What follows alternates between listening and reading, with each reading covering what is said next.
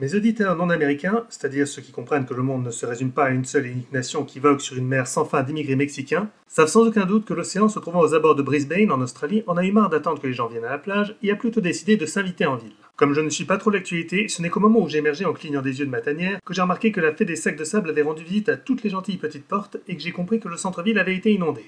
Ma première pensée fut « Eh merde, tous les magasins de jeux vidéo se trouvent dans le centre-ville parce qu'un amas de cartilage attardé de la voirie a trouvé que c'était une excellente idée de placer tous les magasins dans les mêmes 10 mètres carrés. » Ma seconde pensée fut « Putain, avec l'aide humanitaire qui va égoïstement monopoliser les services postaux, je suis pas prêt de recevoir mes jeux en import non plus. » Troisième pensée « Cool, ça veut dire que je peux rentrer et continuer à jouer à Minecraft. » Pour les nerds, Minecraft était en train de devenir aussi populaire qu'une souris sans fil à 6 boutons avec une paire de seins. Mais j'hésite à parler de jeu à strictement parler. Bon d'accord, il comporte des squelettes dont vous devez vous débarrasser en les tabassant avec une épée, ce qui est une définition classique d'un jeu. Mais ce n'est pas pour ça que vous êtes là. De la même façon que vous n'allez pas à la plage pour qu'on vous balance du sable dans les yeux, ou que vous n'allez pas à Glasgow pour vous faire éborgner à coups de tesson de verre. Non, vous y allez respectivement pour bâtir des châteaux de sable et acheter de l'héroïne. Minecraft est un jeu de construction qui se trouve simplement comporter des monstres, et franchement je n'imagine pas de meilleure manière d'améliorer un jeu de construction. C'est comme un tel écran dans lequel des extraterrestres hostiles pouvaient débarquer du sommet de l'écran, et où les molettes en bas de l'écran devaient faire fi de leurs différences et devaient s'unir pour survivre. C'est une métaphore plutôt pertinente quand on sait que tout dans Minecraft semble avoir été réalisé avec un tel écran.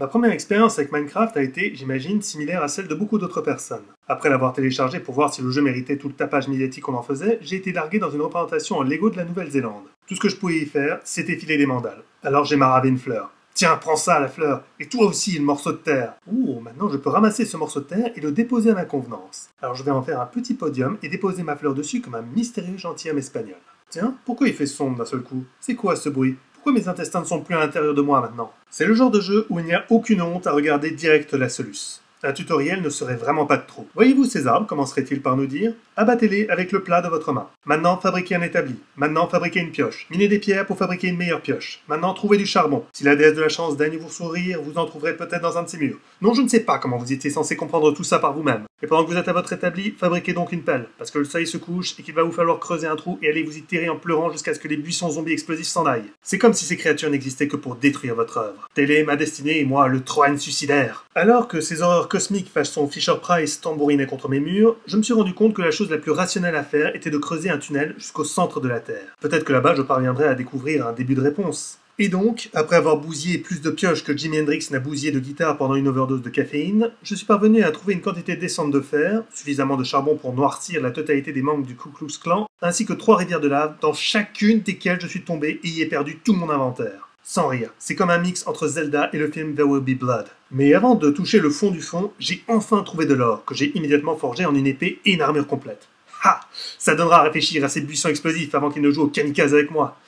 J'ai découvert peu après que Minecraft avait une considération plutôt réaliste de l'or, c'est-à-dire qu'il est légèrement moins résistant que l'aluminium à papillote. Au final, voici le profit de toute mon exploration.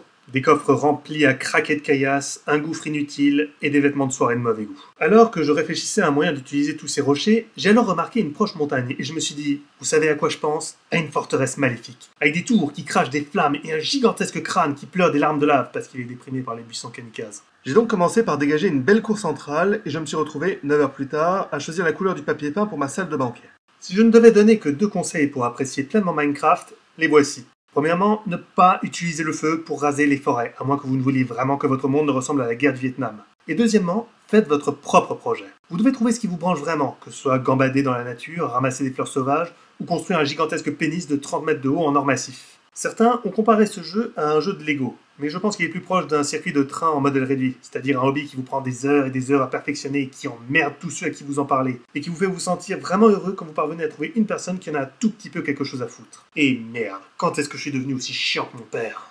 Minecraft est encore très proche d'une bêta, et il semble qu'il y ait beaucoup de choses à améliorer. Pour reprendre l'exemple précédent au sujet de l'or, le rapport difficulté à trouver sur utilité réelle est parfois complètement arbitraire. C'est le genre de jeu où parvenir à trouver les ingrédients pour faire et cuire un gâteau est la marque d'un grand maître. Et je pense qu'il doit exister un moyen plus efficace de faire un mur de briques que de regarder un fourneau cuire individuellement chacune des briques avec la vitesse d'un centenaire en train de traverser un passage piéton. Mais encore une fois, le charme de la construction tient à l'effort nécessaire pour trouver les matériaux. La construction de ce pénis de 30 mètres de haut en or massif ne serait pas aussi bandante si vous n'aviez pas dû retourner tout le continent pour y trouver le minerai nécessaire. C'est ce qui fait la grande différence comparée aux autres jeux du même genre, comme Garry's Mod. S'il vous suffisait de claquer des doigts pour invoquer 50 tonnes d'explosifs pour les saupoudrer avec les corps de vos victimes, le spectacle final serait aussi satisfaisant que de bouffer vos crottes de nez. Minecraft est un père de famille responsable. Il sait que vous n'apprécierez pas à sa juste valeur ce pénis de 30 mètres de haut en or massif s'il vous le donnait directement. Alors, il vous paye 5 $ par semaine pour nettoyer sa voiture afin que vous économisiez suffisamment pour vous payer le monument de vos rêves. Jusqu'à ce qu'un buisson suicidaire le démolisse et que vous appreniez ainsi que parfois la vie vous chie dessus. Tout comme quand votre patron découvrira ce que vous avez fait de votre journée de travail.